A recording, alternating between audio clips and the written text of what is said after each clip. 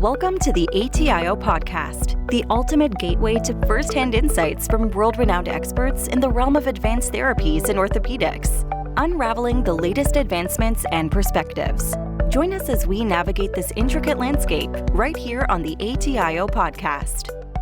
Welcome to this exciting episode of the ATiO Podcast. Today, we are hosting Emil Billbäck, the CEO of Bonesupport, a company that's pioneering advancements in the field of bone void fillers and biosimilar bone substitute products.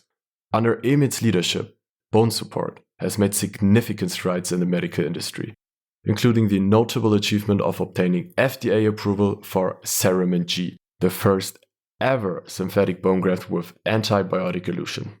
Emil, happy to have you here. So, firstly, could you give us an introduction to yourself and share a bit of your journey in the life science industry leading up to your current role? Absolutely. Thank you, Nori, for having me. Yeah, so I'm Emil Billbäck. I'm the CEO of Bonesupport, Swedish medtech company focused on orthobiologics. And I joined this assignment in 2018. This was about the same time as I decided with the family to move back to Sweden after having lived in Germany for about 9 years, and before that, US 4 years. So I'm a business major, but I do also have a history in natural science. And as I started in the pharmaceutical industry, I've also done studies in pharmacogenetics and pharmacology. And I've worked in life science most of my professional career. So it makes almost 30 years of, you could say, preparations before becoming the CEO at Bonesupport. Talking about that, how did your previous experiences, for example, at BSN Medical, Essity, etc., prepare you for your role? And what motivated you to join Bonesupport as such? Well, if I start by what motivated me to join Bonesupport, one also have to look at the most recent period ahead of it, where I was with BSN Medical, which is at that time was a company owned by private equity. It had been in ownership of private equity for many cycles, and as such, we acquired and integrated quite a few companies, smaller companies, both in the field of orthopedics, wound care, diagnostics, and so on. And when I got the offer to work at Bonesupport, I did my due diligence. So I read up carefully on the company. I read the clinical studies. I understood the concept. And I was thrilled and excited about technology which had the potential to be disruptive in a therapy field that has not seen so much breakthrough innovation in the last couple of years. So I thought, okay, this is a product that could bring a superb and superior therapeutic index, meaning a better patient outcome. And that's something that has been a driving passion of mine since early beginning, to work with innovative products that provide a better patient outcome. Beautiful. Could you quickly describe to our listeners the core vision and mission of Bonesupport? Of course. I mean, it's quite simple. The entire company is aligned, bringing better patient outcome to those patients that are suffering from bone disorders. So this is not something that unites everyone at the company. So this is our mission. The vision, of course, is to become one of the leading companies in this field. So a leading company in the field of orthobiologics. Beautiful. Obviously, you had a lot of advancements at Bonesupport in the past. Recently, your full product portfolio is certified in the EU, right? Based on the medical device regulation. Yes. You got the FDA approval to begin an IDE, right? Investigational device exemption for the listeners. Also, you have an FDA approval for CERAMENT G. Let's dive a bit deeper into the CERAMENT technology. So, Bonesupport's products are based on the CERAMENT platform. Could you briefly explain to our diverse audience this technology and its significance in the management of bone voids? Absolutely. So the CERAMENT platform, maybe I start with this. I mean, the CERAMENT platform came about by almost eccentric professor in orthopedics that dedicated his professional career to finding a synthetic alternative to autograft. So the standard of care, of course, autograft is when you take a piece of bone tissue from somewhere else on the body in order to harvest tissue to heal an injury somewhere else on the body. So let's say you have had a severe trauma in your tibia, in your bone below the knee, and the doctor will then take a piece of your iliac crest, piece of your pelvic bone to repair this injury, which is quite tedious, painful, also has higher infection risk for the patient. So our founder said, well, there must be a way of synthetically derived this product, and he engaged basically the entire university hospital and the nearby university biology and chemistry department to succeed in this. And they brought forward a product which is synthetically derived. It's a biocomposition of hydroxyapatite and calcium sulfate, but it has the characteristics that perfectly matches how your skeleton bone is built. So when you use our product, you have a synthetic product, but you mimic natural healing.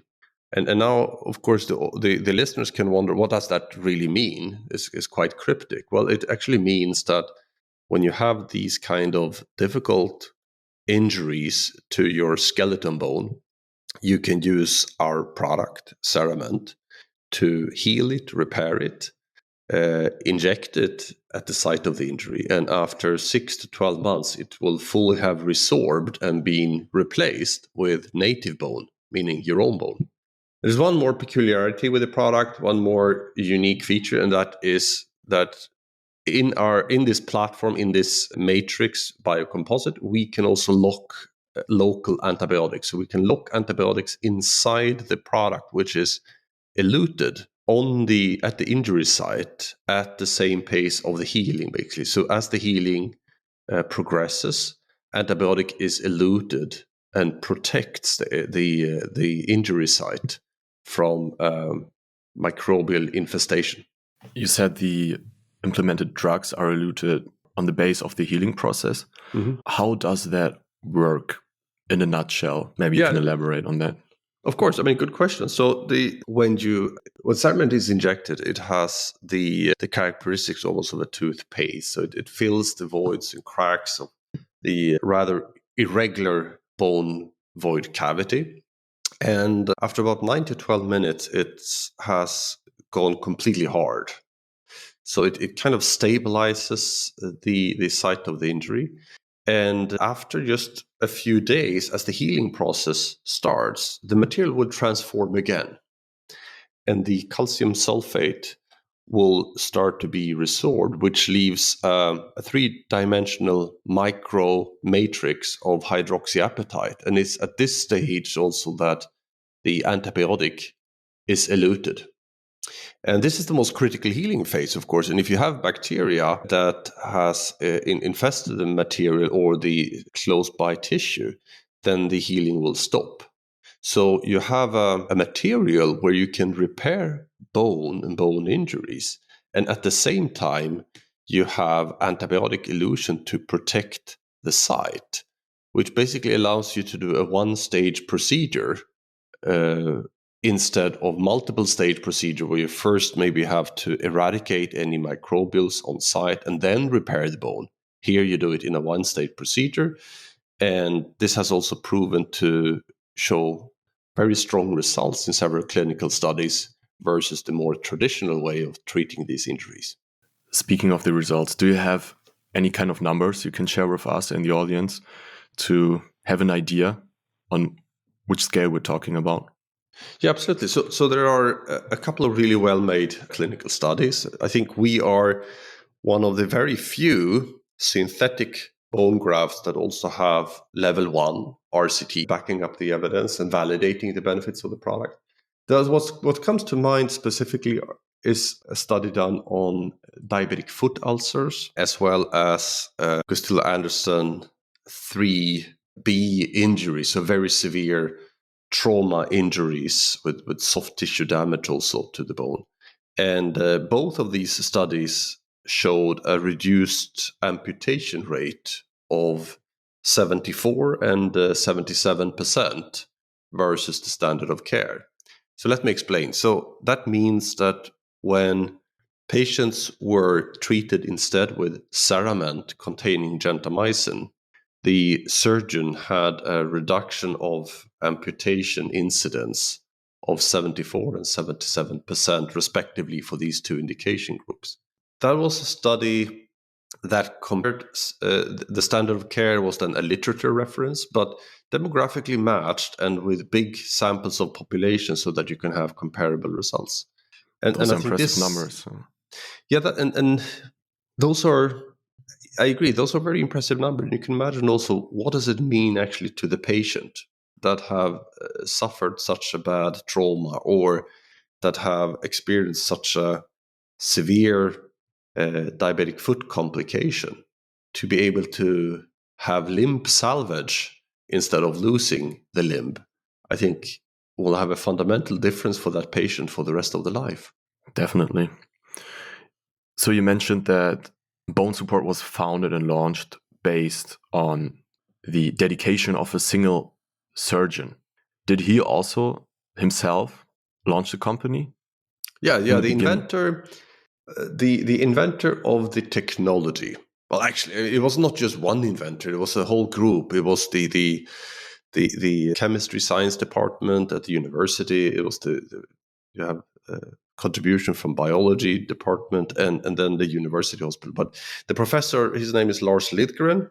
He's the one that founded the company, and he was also active in the company up until a couple of years ago, after which he stepped down. He had a board seat, and now Professor Lidgren, he's more than 80 years old, of course, so he is enjoying a different pace of life, and he's also working still on other science projects, but he has no more involvement in the company. But I meet him still on a regular basis to discuss the progress of the company. Interesting. So having the founder working for such a long time at the company and also advising the company, there has to be like a huge focus on the clinical use of the product. Mm-hmm. So tell us again, how does Bonesupport's products impact the work of the surgeons in the clinic in the end? And what are currently the limits to your synthetic bone graft? I think that would be interesting. Yeah, absolutely.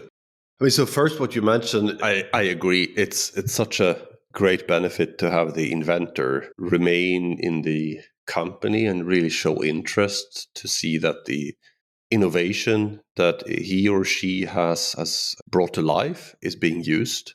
And I think this also signifies what the whole company is about. It's a passion. It's a very strong passion. Otherwise, he would never be engaged for, he's 80 years old and he's still working on science. It's the passion to want to change an outdated standard of care. Now, if you look at what the product does, we spoke about that of course, if you could save someone from avoiding an amputation, that means a lot to the patient. But there are also other effects, of course. When the surgeon is able to do a one-stage procedure instead of a multiple-stage procedure, combined with a superior outcome when you repair the bone synthetically, but mimicking natural healing and having local antibiotic elution, you would think that there are also significant benefits for the entire healthcare apparatus. And we have investigated this. We have done one British study and one study in the US. So the US study showed that when CERAMENT G, so that's CERAMENT containing gentamicin, when CERAMENT G is used to treat as part of the treatment for bone infection versus the historical standard of care, the cost of treatment is $28,000 less over a 2-year period of time. And then one can ask, well, how is that possible? And then I would like to refer to the British study. This is a big study with more than 12,000 participating patients, because we've used the public registry. And here you can see that patients that were treated with CERAMENT G spent 11 days less in hospital over 2 years than the standard of care. So meaning those patients that were treated with standard of care, they had 11 days more in hospital where they consumed public healthcare resources. And given that one of the scarce resources we have today in the healthcare system is actually the beds, the infrastructure, the attention from the healthcare staff, I think we can see that this also has then a health economic benefit to move to more progressive, modern, and innovative treatment options. Those are once again impressive numbers.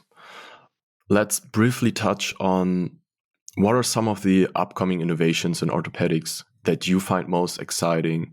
Could be some work of Bonesupport or current projects or things in general, the most exciting advancements we might see in the next 5 years, 10 years. You already touched on it based on the current products of Bonesupport, but maybe you can give your opinion on that. Absolutely. So I can mention both, let's say, what we're looking at, but also what the general industry is driving towards, which impressed me. So first of all, I would like to connect to what I said most recently here. What excites me in terms of orthopedic innovation and inventions is the products that not only do they improve the patient outcome, but they also actually bring health economic benefits. So they make the progress of the patient better, but also the process of how to get there. Robotic surgery, for example, in orthopedics, I find to be an exciting area, which improves the precision of joint replacement as one example. But it also shortens recovery time. It shortens the actual time in theater. And I think those are very important levers. And also, I follow the development in orthopedics closely. And I'm biased, but I must say the ATiO is an excellent forum for discovering some of these really new scientific advances and as well as innovations, because represented at this forum, you'll find some of the most prominent thought leaders in bringing new innovation based on the most recent and updated science, bringing these innovations on regenerative medicine or advancement in infection management or joint replacements or bone healing. And you see it as a melting pot almost of ideas and competences coming together, and the variety and display that you see of innovations is both fascinating and exciting at the same time. So I think there's a lot of research going on that is translating eventually to innovation in this field. And what drives it is very strong passion of finding new modalities of treating those indications that we yet have not fully succeeded in finding the best patient outcome.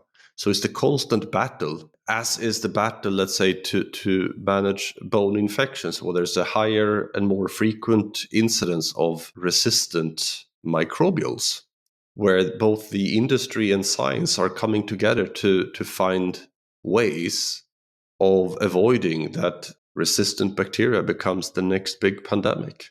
Speaking of battles, problems, and hurdles on the pathway to innovation, from your perspective, what have been some of the major challenges and successes also during your tenure as a CEO of Bonesupport or in the industry as such? And you mentioned it in the beginning, actually, Nora, I think very well. It's the regulatory landscape has been increasingly stricter over the years. Personally, I welcome that. I think that's good. But for the European MDR certification process to get a CE mark, maybe it has gone a little bit too far, or at least the resources in terms of notified body, for example, might be insufficient for, think about it, all these small companies, startup companies, many of which we meet and interact with at the ATiO conference and at the project work of the ATiO. Not only do they have to raise funds to finance clinical study, maybe in research and concept development for their innovation, they also have to set aside significant amount of money to meet the very strict regulatory demands to be able to bring a product to market. So what that means actually, Nora, is 10, 15 years ago, many companies choose to start their early pilot trials and studies in Europe because FDA was one of the most strict and difficult regulatory bodies to pass. And this is turning a bit, where many of these new innovations instead are choosing US as their pilot country and then go to Europe because of the very cumbersome and challenging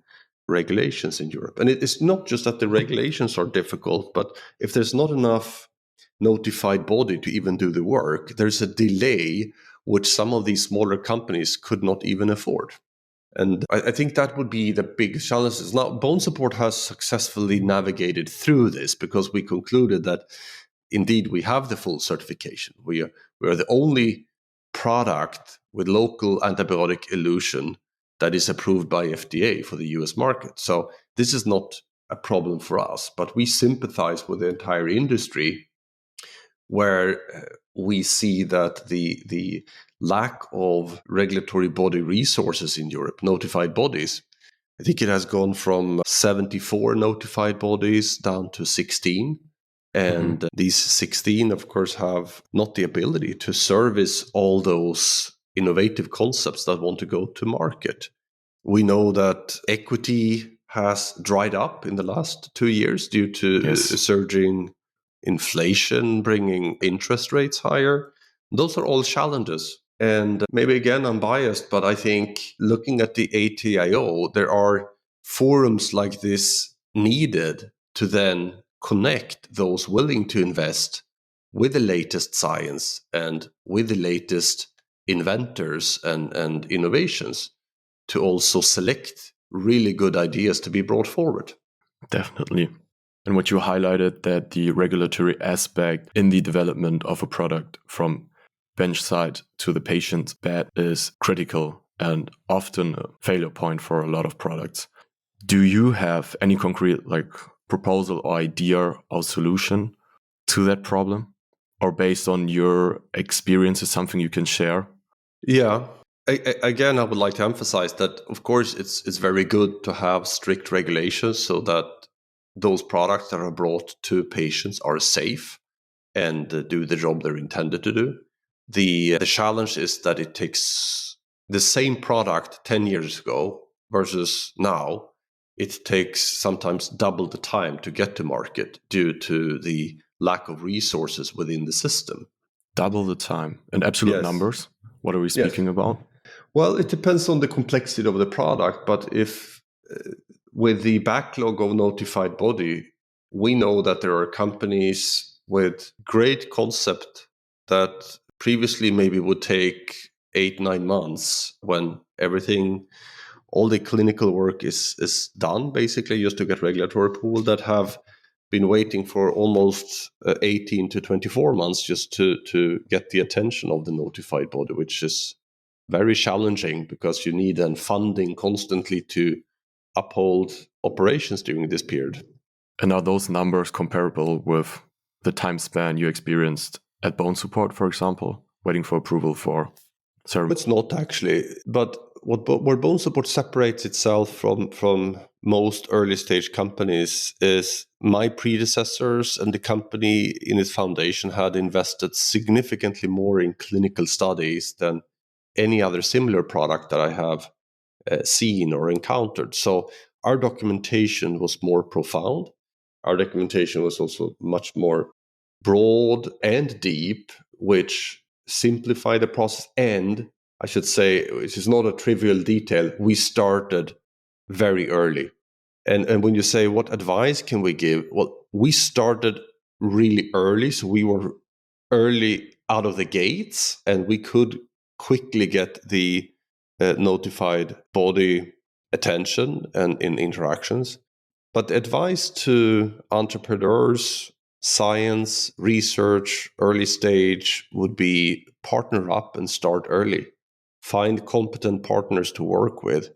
Most likely, if the innovation comes from the research at one of the maybe major research facilities or hospitals, the expertise rather lies on the clinical benefits of the product as well as the technology of the product. The regulatory archipelago that has to be navigated is a slightly different competence. So seek partners, find partners for this, focus on what you're best at, and then let someone guide you and help you through that rather messy regulatory pathway.